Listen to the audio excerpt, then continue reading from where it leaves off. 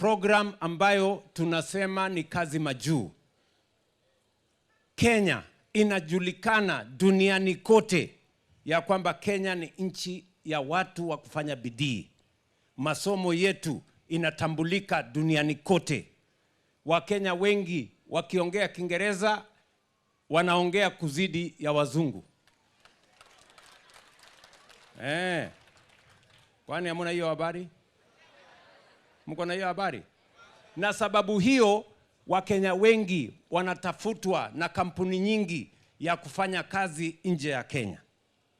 Na kwa sababu tuliona ni vizuri tuwe na mpango ya vijana kupata nafasi ya ajira, na tulikubaliana kazi ni kazi. Ikipatikana Kenya tufanye, ikipatikana kwa mjengo tufanye, ikipatikana kwa mtandao tufanye, ikipatikana nje ya Kenya tufanye.